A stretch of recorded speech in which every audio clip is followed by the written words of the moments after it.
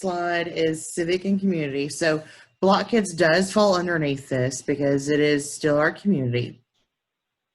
The purpose and is planning and overseeing chapter activities in the community with setting up ways the chapter can give back. And it's giving back in ways that are construction oriented. So the Block Kids is construction oriented.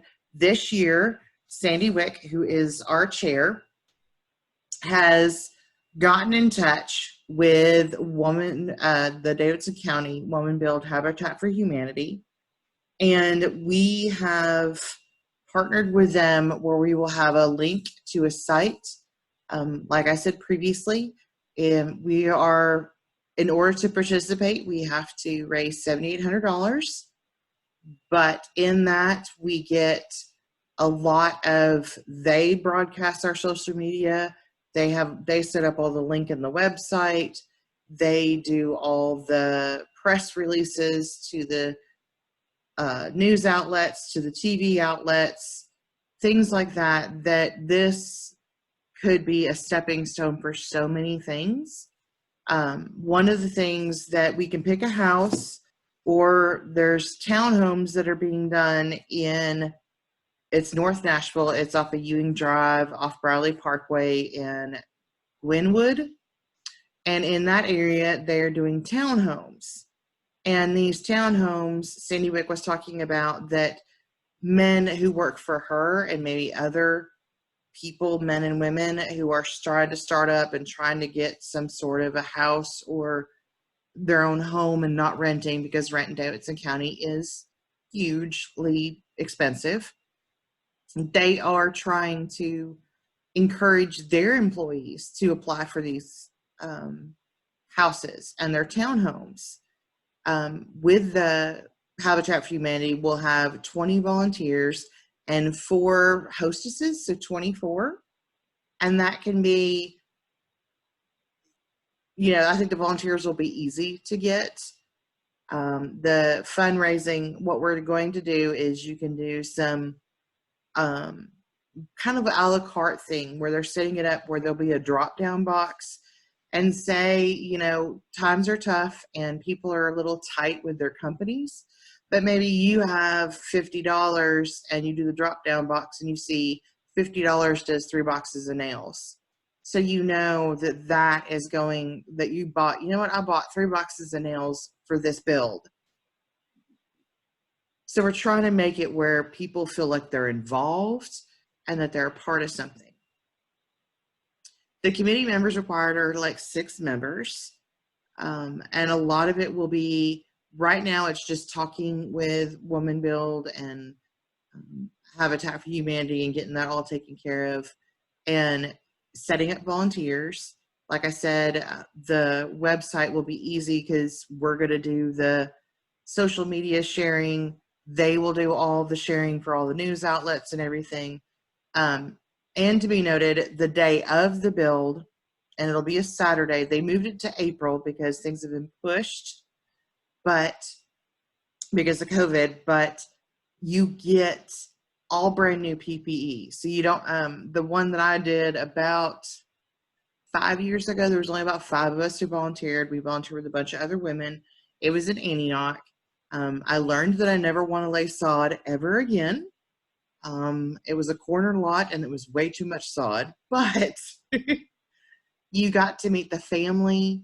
And these families, usually they're single parents, mothers, fathers with kids. They have to go through stringent financial classes as well to learn budgeting, to learn how to budget, paying their bills and paying for their house. We had to bring our own PPE. So we had to bring our own hard hats, our own safety vests, our own gloves. This year, this time around, and I think they've done it better, is you will be provided those. And that way we can, use them. And I think that our logo will be on that as well. All the new PPE stuff, our logo will be everywhere. It's a stepping stone, I think, for getting our name out there. So it's, you know, as Tiffany said previously, it is all the committees actually like almost work around each other, because Civic and Community is going to work with the marketing aspect with membership and marketing.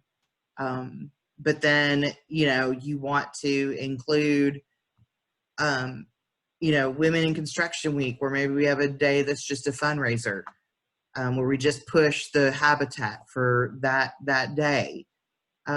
Just the one thing I really love is we're all about building each other up. That's what we're about nationally and here in Nashville. But also, we work as a team. And this will be, it is, I think it's doable.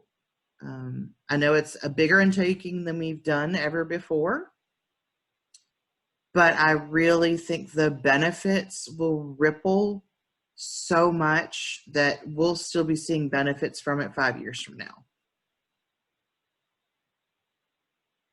So if you are interested in it and want to know more about it, Sandy Wick is the chair. You can email me or you can email her and find out more about it.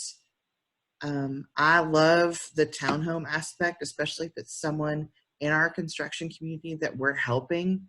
I mean, how cool is that? Almost gives me goosebumps. When Sandy and I talked about it, it gave me goosebumps just thinking about it, because what better way to give back to our community, not only our community, but our construction community.